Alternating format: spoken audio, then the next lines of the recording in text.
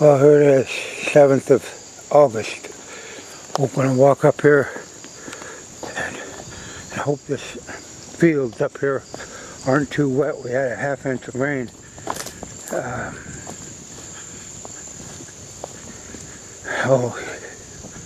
Yesterday morning early on Friday, and we got rain coming in big time, but if the soil's too wet, we won't be able to work it. And here is a perfect example. You notice all this green grass. Yeah, I think this soil will be perfect. Yep, it's perfect. And we got that green flash from disking it. Now when we disc it now, it'll knock that back, and we get the seed in here. It ought to go pretty good. So hopefully it'll all come out. But it was soil moisture. That's perfect. That's perfect. It's not too dry. It makes a little clump, but like that cloud there, it'll break right up with the disc. And like I said, we do got that green flash, and without herbicide, that's stale disking, and we'll be able to knock these out. So we're going to get the fertilizer on here and get the planting, because they're supposed to have some pretty good rains tonight. Yeah, I want to make one thing real clear. I see all these so-called experts running their mouths about no-till, do this, do that. Well, if you're going to plant Whitetail Institute seed, it requires soil to seed contact and a weed-free bed, or seed bed. You're doing food plots. Now look at these boots. You see any ball and chain around that leg? No. So I'm doing these because I want to do them. And it's like anything else in life. If you want to do it right, do it right. You're going to have, there's 2 acres up there. It said 400 pounds. If you didn't do a soil test, it's 400 pounds worth of triple 13. A variety of annuals, tall tine tubers, winter greens, destination, pure attraction, your forage oats. Here's another one, a 624-24. That's for the clover, and the triple 13 is for these annuals. If you think you're going to go plant one silver bullet, well, I guess the closest silver bullet that would be to food plotting would be your Whitetail Institute clover. And it takes proper seed bed preparation, not just a drive-by, throw it out off the four-wheeler. That don't work. Anyway, we got to get this done. But what I'm trying to get across, if you want results, you got to put in the effort. And that's the way anything in life. Now, there's close to, probably real close. You're going to ruin $1,000 is what you're looking at in here. It's not ruin it.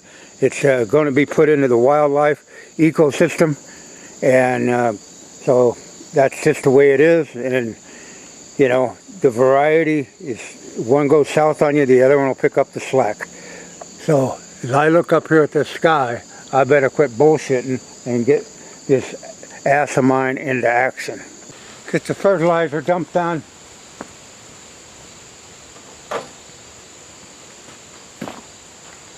Wind's blowing out of the southwest, so I'm upwind of it, so this dust won't blow on me, but I'll still put my mask on.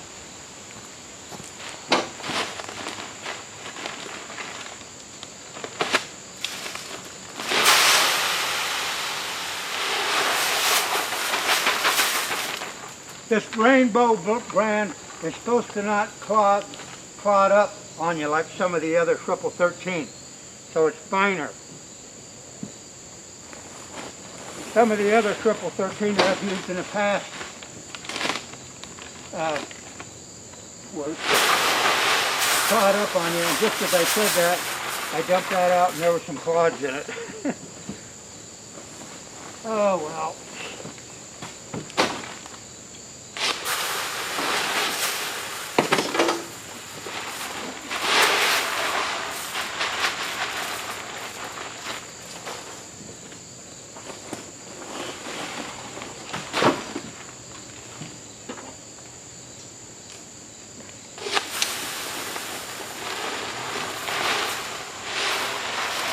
We'll get this on.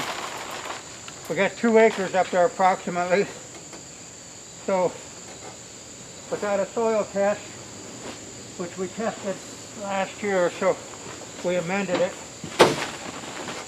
We'll go with the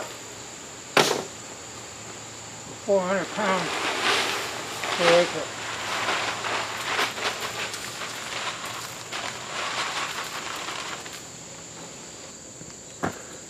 Let's go up and get it spread on. I said, I really wanted to see that green flash.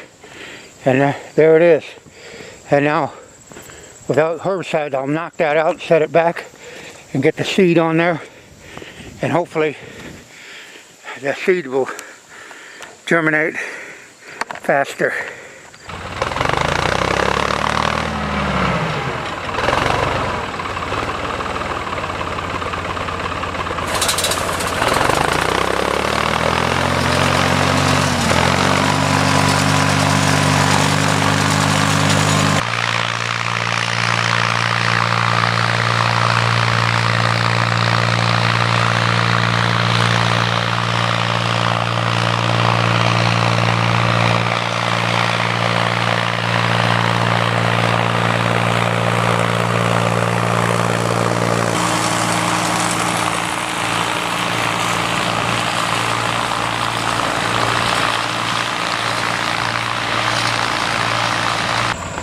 This is where we're going to plant the pure attraction up this strip.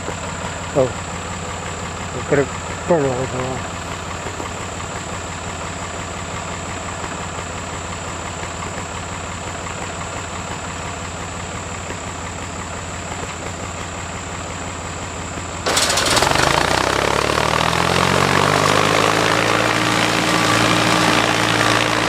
I want to show you, you see these velvet leaves? That's what you want to see right now. See that infestation of them? Okay. Now, being these food plot products aren't Roundup ready, you couldn't spray this prior to this. So what we did, we were fortunate enough to get the rain, and look at the germination of that. That would have grown up. Now when we come in here and lightly disc this, this is going to set those, that's going to knock that out. We don't, we don't want to go too deep, but we definitely, you can see the infestation of that velvet leaf in there. And that's really important. You can see the fertilizer, the white granular in there, but you see that velvet leaf. Now we dished this 10 days, 2 weeks ago, and we got rain, and then we got germination of the native seed bank with the velvet leaf in there. Now if you planted in that right away, those would be in your food plot. Now hopefully with this rain that's coming in, we'll knock these out, set them back, and our pure attraction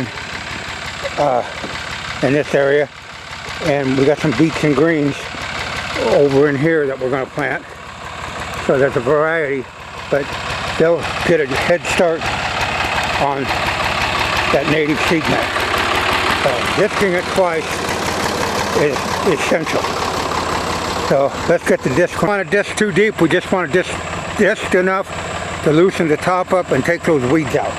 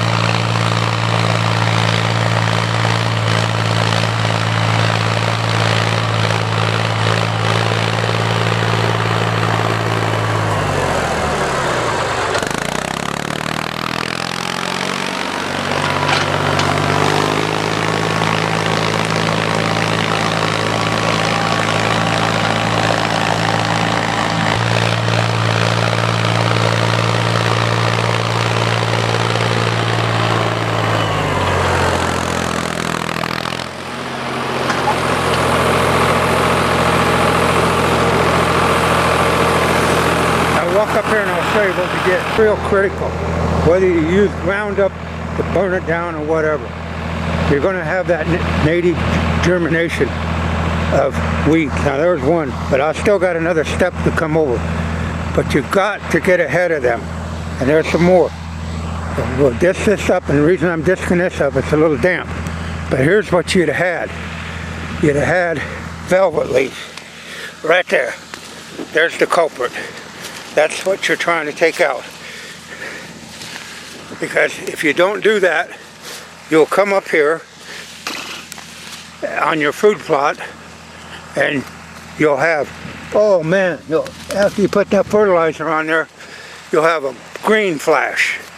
And you'll think, oh man, I got a beautiful plot. You thought you had a beautiful plot going. But it's velvet leaf. That's what it is. And I want to get this disted up in this area because it has a little wetter. I want to show you something that I did wrong. Notice this yellow in this conceal. That's because it's short of nitrogen. And it was a stressful year, but I didn't put enough nitrogen on it, and so it yellowed up on me and didn't grow as tall as it could have. But I got somewhere I put nitrogen on, and it's excellent. So when you put conceal out, make sure you put a lot of nitrogen in with it. Granular 4600. That will really make it take off. Take you out here and show you the field. We got that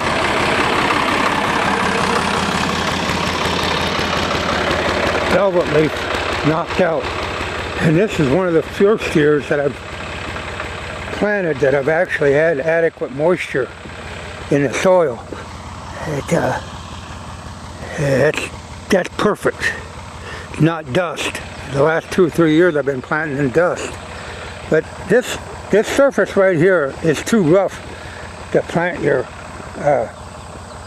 fall annuals on. You have to smooth it out because that's just too rough, and it would cover them up ununiformly as it melded down. Now I run my pulverizer on it, and you'll see the difference. And plus the pulverizer is 3-point hitch, so when I get in the corners I can back up on these food plots and address the corner area, where if you're pulling a harrow and you don't have 3-point hitch harrow on it, you can't get in the corners very easy because food plots aren't really dimensional. Well, let's run up here with the pulverizer. Like I said, there's no dust. It's just perfect. This dirt is perfect this year. One of the few years.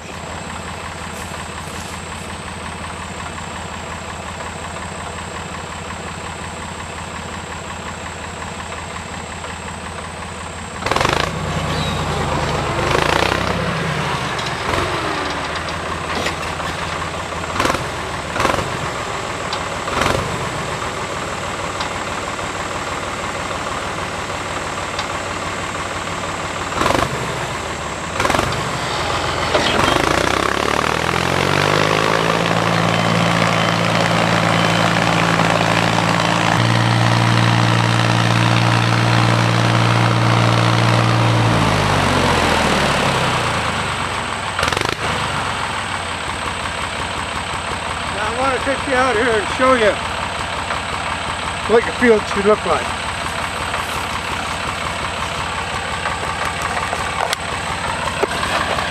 Don't take long.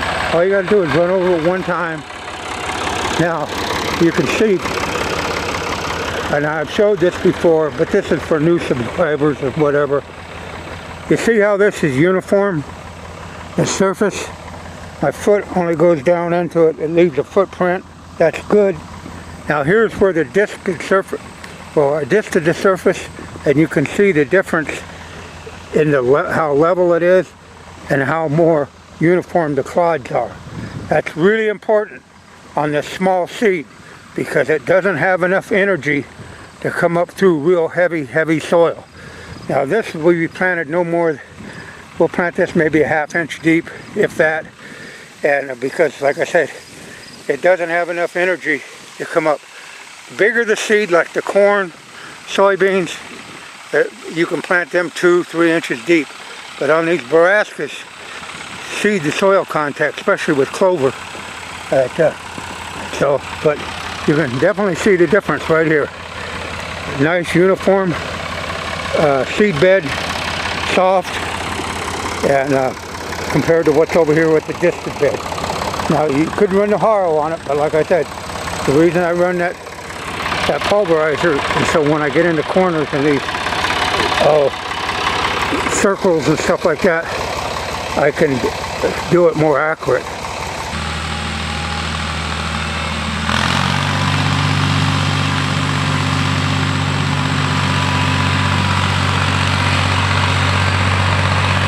Here's what we're going with up through this plot, pure traction. This bag is a half acre. And here's what's really important on this. Lightly drag over the seed just enough to cover no more than a ½ inch. Do not disc. So in other words, I'm going to run the colopactor over there and that'll throw the dirt on top of it too. That really come in handy. That little basket.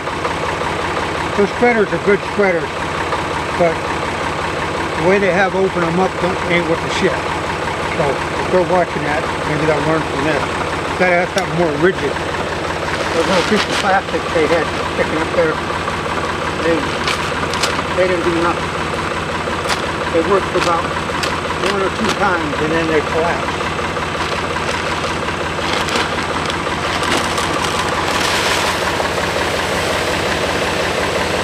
I may drag this in. Yeah, I'm probably going to go get the harrow and drag this in. I'll get to cranking it on and it goes pretty fast.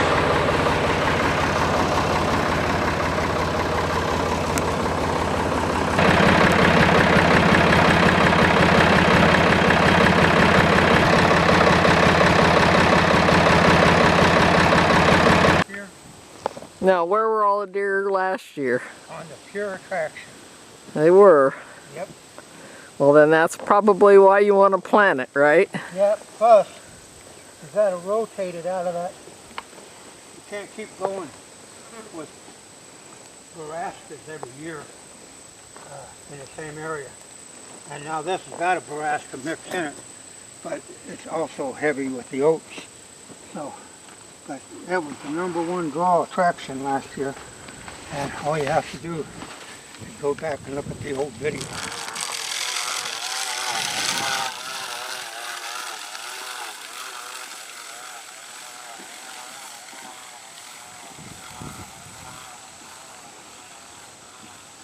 One thing good about it, if you look right there, I can zoom in there, you can see the oats, so at least you can see where you put it.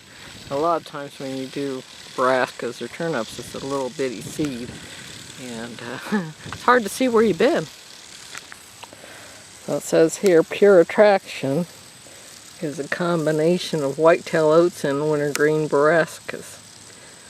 So he said that this is what the deer like, so this is what we're planting. Wouldn't you know deer up here? Mm-hmm. They were all down there. Oh, they're all down on the bottom fields eating this? Yep. Yep. It lives up to its name. Pure attraction. Yep. But I will have to harrow it in. So the turkeys can't eat them. Yeah. You know what I mean? You're right, you're right. They're laying on top. They'll be out here eating them fuckers. I'm going to drag it in. It only takes me a second to hook up the fucker. Yeah. Last year. Well, I know this ground is pretty soft, so I just figured that the compactor would cover them. Yeah, well, it would cover them, but if I drag them in with the harrow, then they might be out of sight from the fucking turkey. You know what I mean? Yeah. Because last year I down on the bottom. They destroyed half that fucking field, taking them out. Yeah. Remember I had to replant half of it? So when you replanted it, did you harl it in, or did you... No, I ran the fucking... Pulverizer? Yeah, pulverizer over it, Well, real lightly. Well, that's what you should do up here then. Well, I'd have to hook it back up, but if I drag the harrow over here on the smooth, like I say, that'll get it in. Okay. That way I know it's covered. Yeah. Okay.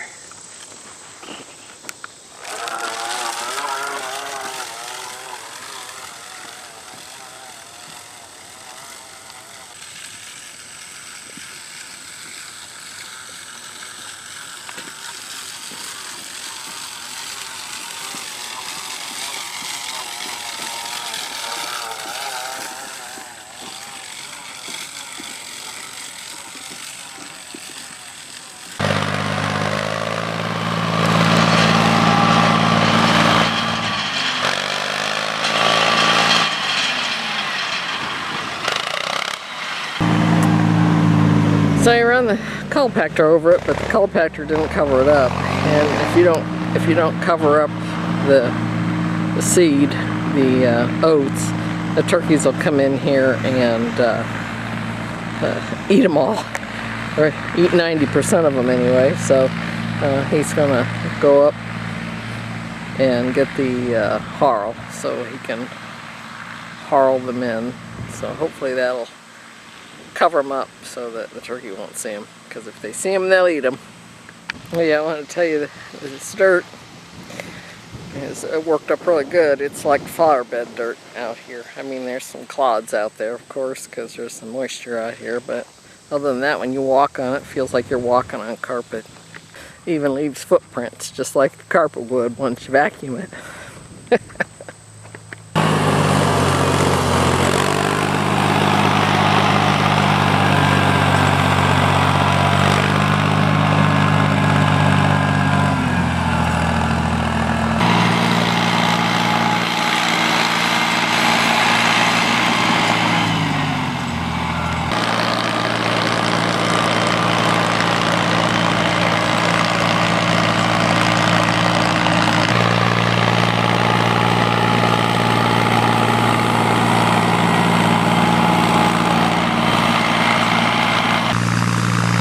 Looks like it's covering them up pretty good. I mean, there's still a few, you know, out there, but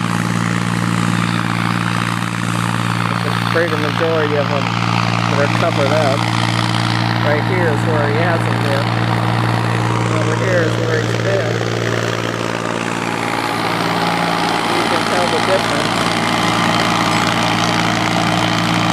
Well, that's covered for the book. Let's get on with it.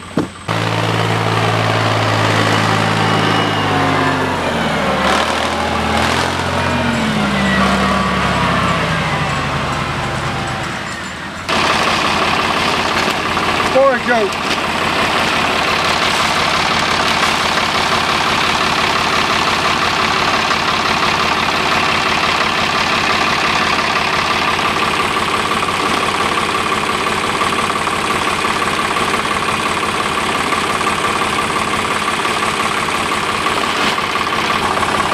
We're going in this area this year with forage oats. Then alongside we'll put a little bit of grass. But this has been in Nebraska so many times. We got to change that up. So let's get it on.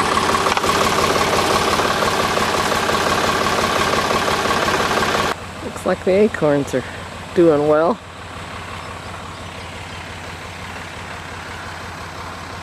Got a bunch of them here. Deer will be liking them.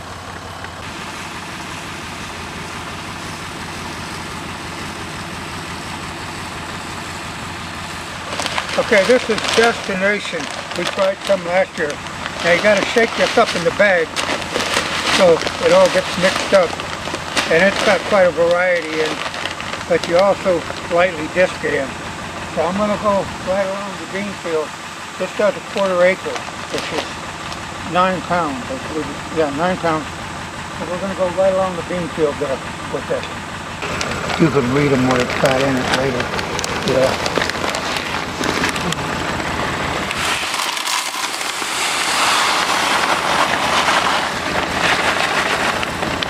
But I planted them, that field so many years with Orascas that, you know, you're only supposed to go a couple of years. We got... Yeah, here's what it says it's got in it.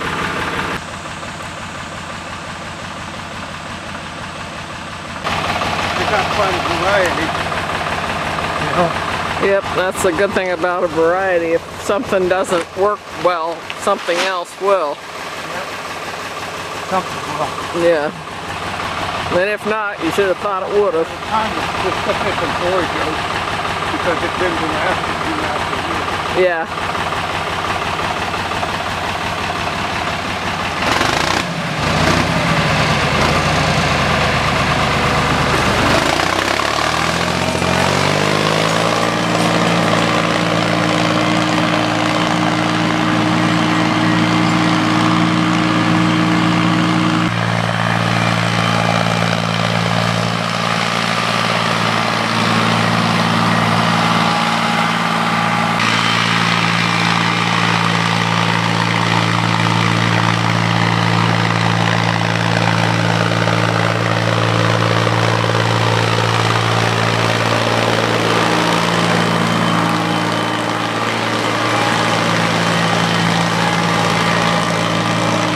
What are those, turnips?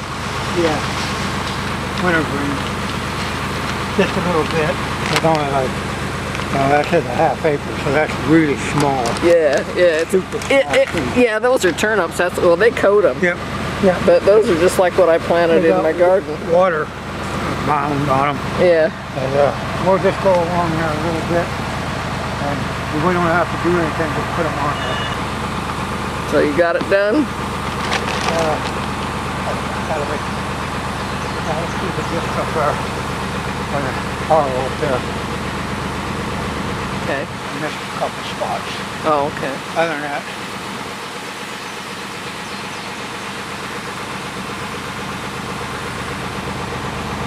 Where's it at? There it is. 3:07 p.m. yep. And there was no sitting on your ass because it's all supposed to be raining maybe by 5 o'clock. There we go, that's what we was looking for. 24 hours ago we were planting that. And that's what you got, timing's everything.